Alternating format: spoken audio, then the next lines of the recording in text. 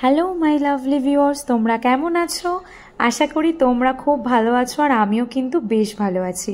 দিনটা আজকে বুধবার, আর আজকে কিন্তু দিনটা খুব ভালো। আজকে হচ্ছে গণেশ পুজো বা গণেশ চতুর্থী, তাই একদম সকাল সকাল স্নান করে কিন্তু এসে গেছি আমার হেসেলে।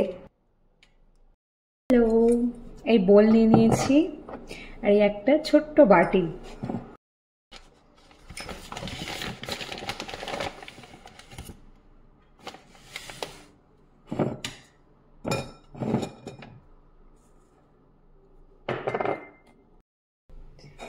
যে জিনিসটা আজকে আমি বানাচ্ছি, সত্যি কথা বলতে আমার লাইফে এটা আমি ফার্স্ট টাইমই কিন্তু বানাচ্ছি আজকে। তো আজকে দিনটা তো খুবই একটা ভালো দিন, শুভ দিন। আজ হচ্ছে গণেশ চতুর্থী, গনু বাবার হ্যাপি বার্থডে। তো আজকে কেন জানি না সকালে ঘুম থেকে উঠেই আমি ভাবলাম যে ঠাকুরকে তো একটু পুজো দেবই, হ্যাঁ, কিন্তু ভাবলাম যে গনু বাবার যে ফেভারিট সেটা হচ্ছে লাড্ডু, সেটা আমরা সবাই জানি। তো কেন জানি না আমার সকাল থেকেই মনে হলো যে যদি সেটা আমি নিজে হাতে বাড়িতে বানাই তাহলে ব্যাপারটা কিরকম হবে। তো একদম ঘুম থেকে ওঠার সময় কিন্তু জাস্ট একটু ইউটিউবে আমি কয়েকটা একটু রেসিপি দেখলাম, কারণ সত্যি আমি আগে কোনোদিনও বানাইনি। বাড়িতে হয়তো বোঁদে বানিয়েছি বা অন্য অনেক কিছু সুইট ডিশ করেছি, কিন্তু লাড্ডু কোনোদিনও আমি বানাইনি। তো যার ফলে আমাদের তো ইউটিউব বাবা জীবন রয়েছে, তো তার একটু হেল্প নিয়ে কিন্তু আমি একদম স্নান টান করে সুন্দর হয়েছে। আমি তো এই পর্যায়ে তোমরা যেমনটা দেখলে বেসনটা তো ছেলে নিয়েছি, আর এবারে কিন্তু অল্প অল্প করে জল দিয়ে একটা সুন্দর ব্যাটার করতে হবে। আর ব্যাটারটা মোটামুটি কিন্তু এরকম একটা কনসিস্টেন্সিতে গিয়ে দাঁড়াবে, এই যে খুব পাতলাও না আবার খুব একটা কিন্তু ঠিকও না। তেল তো বসিয়ে দিয়েছি, মোটামুটি গরম হয়ে গেছে। এবার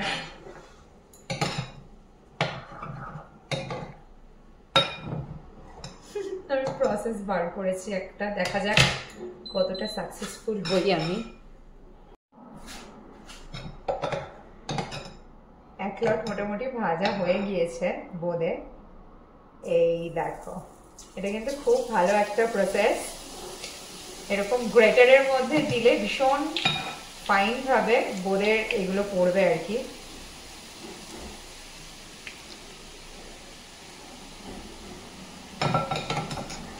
আর এই যে এই পর্যায়ে তো আমার সব রাউন্ড হয়ে গিয়েছে, আর তোমরা দেখতেই পাচ্ছ কতটা সুন্দর আর ছোট্ট ছোট্ট কিন্তু বোঁদের আকৃতিতে এইগুলো এরকম ফ্রাই করে ফেলেছি। দিয়ে দিয়েছি পরিমাণ মতন জল। এবারে চিনিটা দিয়ে এই যে সুগার সিরাপটা কিন্তু আমি করে নেবো, এই যে মানে যে চিনির যে সিরাপটা যেটা করতে হবে।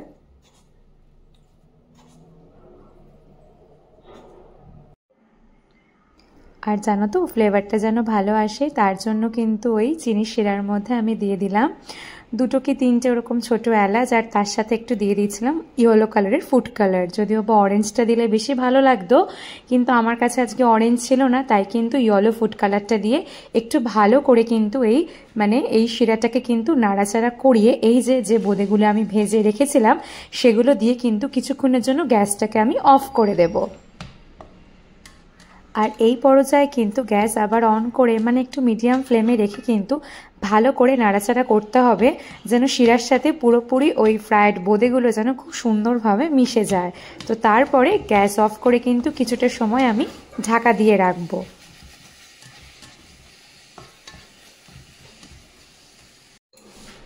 ঠিক এরকম একটা ঠিক জিনিসটা দেখতে হবে, একটু ঠান্ডা করতে দেব। আর এখানে নিয়ে নিয়েছি আমি একটু ঘি, যেটাকে একটু মেল্ট করে নিয়েছি। এটা একটু ঠান্ডা হলে আমি কিন্তু এটার ওপরে ছড়িয়ে দেবো আর কি।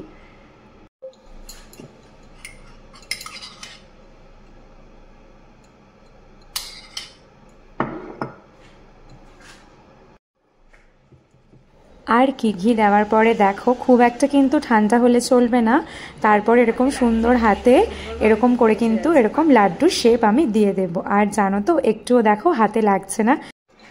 এই যে ফাইনালি কিন্তু আমার হোমমেড নিজে হাতে গড়া প্রথম লাড্ডু একদম রেডি। আর এগুলো কিন্তু একদমই খুলে পড়ছে না, প্রচন্ড সুন্দরভাবে টাইট হয়ে গেছে, ঠিক যেমনটা আমরা কিনে আনি। এই দেখো। আর একটু সুন্দর দেখতে লাগার জন্য দেখো এরকম কাজু বাদামগুলোকে কিন্তু আমি সুন্দরভাবে সাজিয়ে দিচ্ছি। তো আর কি, চলো, লাড্ডু তো আমার রেডি হয়ে গিয়েছে, ঠাকুরের পুজোটা আগে করে ফেলি। তো কেমন লাগলো আজকের আমার এই ছোট্ট ভিডিওটা তোমরা কিন্তু অবশ্যই জানিও। তো চলো, এখনের জন্য টাটা।